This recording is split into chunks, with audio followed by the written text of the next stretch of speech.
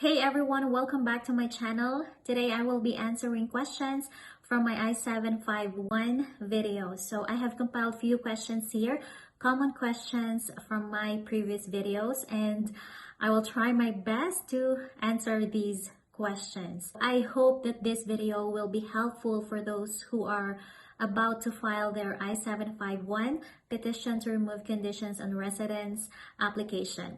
Okay, so before that, for those who are following the progress of my I-751 application, so I haven't received any updates yet from USCIS since December 9th, 2020. So the case was updated to show fingerprints were taken. So for those who are watching this video and want to know more about the progress of my I-751 application, please don't forget to subscribe and tap that notification bell so you won't miss any of our updates, okay?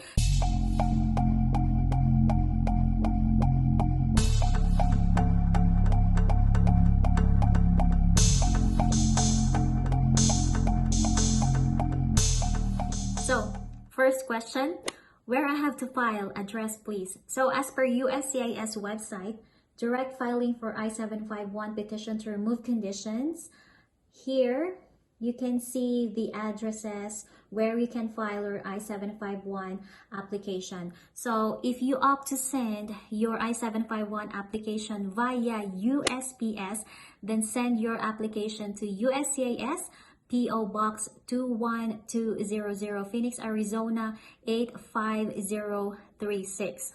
But if you opt to send your I-751 application via FedEx, UPS, or DHL, then send your I-751 application to USCIS, attention, I-751 1820E, Sky Harbor Circle S, Suite 100, Phoenix, Arizona 85034. So it doesn't matter which state you're applying from.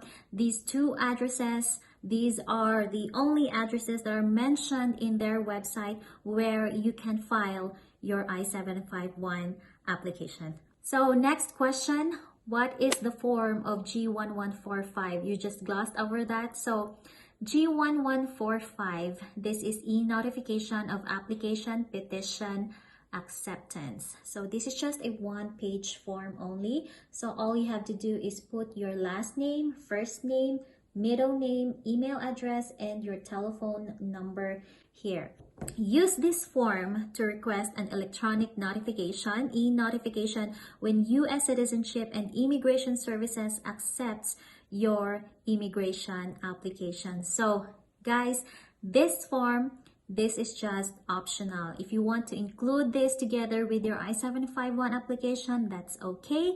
If you don't want to include this together with your I-751 application, that's okay too. So for me, I did include this application with my I-751 because it will make me comfortable knowing that the USCIS received my application. So when I sent my I-751 application, I received a text message after 2 weeks that the USCIS received your I-751 application. So that's up to you guys if you want to include this or not. It's free of charge, easy to fill out form, one page only. So why not, right? So next question, how much is the actual price for removal of conditions? So for I-751 filing fee as per USCIS website, so filing fee $595 plus $85 for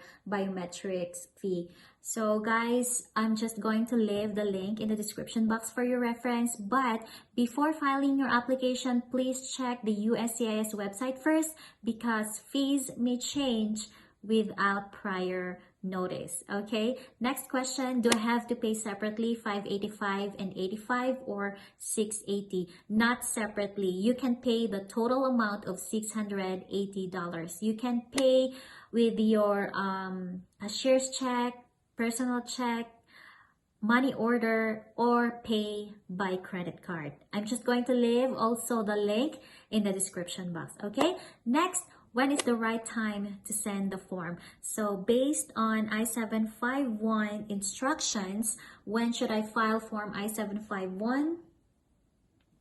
So if you are filing this petition jointly with your spouse, you must file it during the 90-day period immediately before your conditional residence expires. So guys, file your I-751 90 calendar days before your conditional residence expires, not 90 business days. Okay, so they are very strict with their 90-day rule. So also I can share with you the filing date calculator from USCIS. I'm just going to leave the link in the description box. All you have to do is put your expiration date of your card and they will give you the earliest accepted filing date for you to know when you should file your I-751 application. Okay, so next question. They rejected my I-751 because I sent 2 days earlier. What can I do now? Help. So as I've said earlier, that they are very strict with their 90-day rule. So if they rejected your case because you're too early, just refile your application when your 90-day window starts, okay? So next question. Hi, I'm CR1 and CR2 category. Do I need to submit separate form for each of us? It's me and my daughter. So you may not have to file separately. You can actually include her on your I-751 application for as long as she obtained her conditional green card the same time or within 90 days of the time you obtained yours. But if she obtained her conditional green card more than 90 days you did, then she has to file a separate I-751 petition. So for the next question, is the cover letter required? If so, how can I make one? So cover letter is not required, it's optional, but it is strongly recommended because cover letter helps introduce the purpose of your petition and it also provides list of supporting documents that you included in your application. So for examples of cover letters, I do have an example for that. Just click the link here, or you can just type in cover letter I-751 in Google and they have like hundreds of cover letter templates. Just make sure to update them with your specific situation, okay? So next question, pwede po bang handwritten, sis? Yes, as stated in I-751 instructions, how to fill out form I-751. So type or print legibly in black ink. So you can either type on a PC or typewriter, or you can do it by hand, for as long as you are using black ink and not in cursive writing. So it is recommended to use capital letters when filling out this form. Okay, so next question. So you can skip the answer if not applied to you, leave in blank or put NA because the instruction said you need put NA if not applied but not leave in blank. Help me, I'm confused. So actually based on the I-751 instructions how to fill out form number 3, it says answer all questions fully and accurately. So yes, it is true that if the question does not apply to you, type or print NA, or none if the question requires a numeric response. So I did actually follow the instructions. I put NA or none for those questions that don't apply to me because I was scared that I might get an RFE, because for me it's better safe than sorry. But I saw a lot of applicants out there that they just leave them blank, so they were fine, they got approved. So that's up to you guys. Actually, it's up to you if you want to leave them blank or put NA or none for those questions that don't apply to you. Next, hi, I noticed that you said your husband has kids from previous marriage. Did you also send the divorce decree with your I-751? Yes, I did include the divorce decree in my application I-751 because I have a friend, she actually got an RFE for her I-751 application because she did not include the divorce decree. That's why I included that in my application, because I don't want to get an RFE just because of that. So next, hi sis, I'm a little bit confused in part 7.6a, petitioner's signature. Who will be the one to sign, me or my US citizen husband? And also part 8.6a, spouses or individuals signature. Thank you for your help. So for the I-751 form, Part 7, petitioner's statement, contact information, acknowledgement of appointment at USCIS Application Support Center. So for Part 7, guys, all of the Part 7, this should be completed and signed by the conditional green card holder. And for the Part 8, spouses or individual listed in Part 4's statement, contact information, acknowledgement of appointment at USCIS Application Support Center certification and signature, Part 8 should be completed and signed by the sponsoring spouse or the US citizen spouse. Okay, so next question. So can I send my ROC by mail or online po? My green card will expire on May and Feb na ako mag-file. So yes, by mail you can send your ROC, but I don't know if they have an option to file your application online. I haven't researched about that. So yes, by mail it's fine. You can mail your application via USPS, FedEx, UPS, or DHL. But I will do a research about online filing, but I'm not sure if they have an option for that. Next, what program are you using, please? So yes, I noticed that some of the fields in the form I-751 won't function.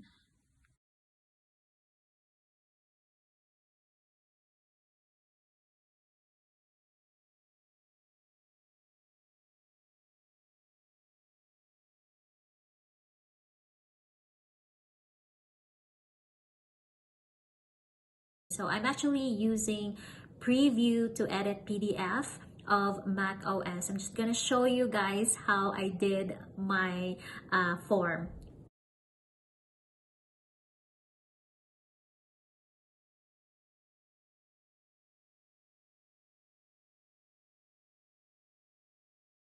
Okay, so next question.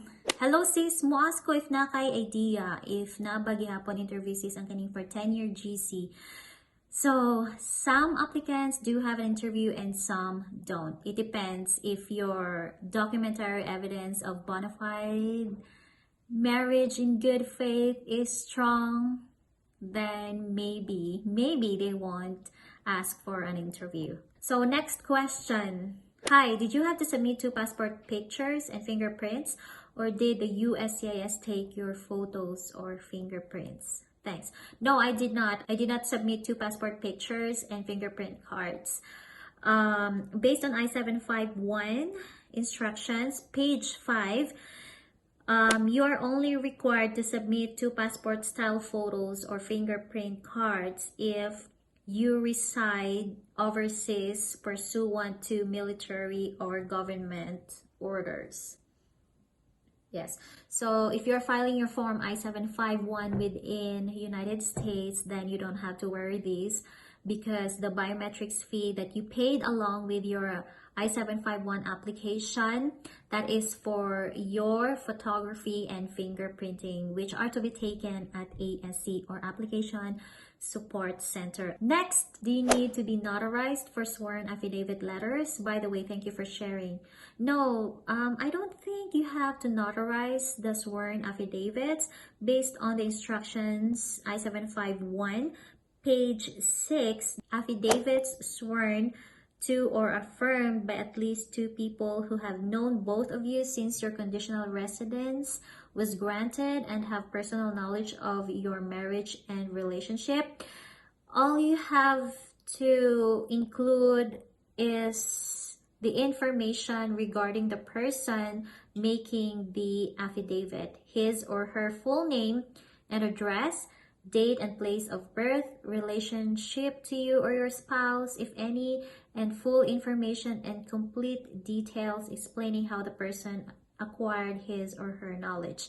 Affidavits must be supported by other types of evidence listed above. So that's it. I don't see here that you have to notarize the sworn affidavits. Next question, and this is going to be the last question for this video. Hi, I'm planning to do mine too. Ano yung latest form? Kasi I just print mine now. It shows expires 12/31/2019. Thank you. So based on the USCIS website, the form I751 edition date here. So it says here 12/02/19. We will publish a new version of this form soon. In the meantime, you may continue using the 12/02/19 edition despite the expiration date. You can find the edition date at the bottom of the page on the form and instructions. So yes, even though if the form edition date is 12/02/19, you can still use this form and they will still accept this form. So if you are about to file or planning to file your I-751, please check their website all the time. Maybe they have updated the form for I-751 already. Okay, so that's it for today, guys. I hope you find this video helpful, and if you have questions, just comment down below and I will get back to you soon.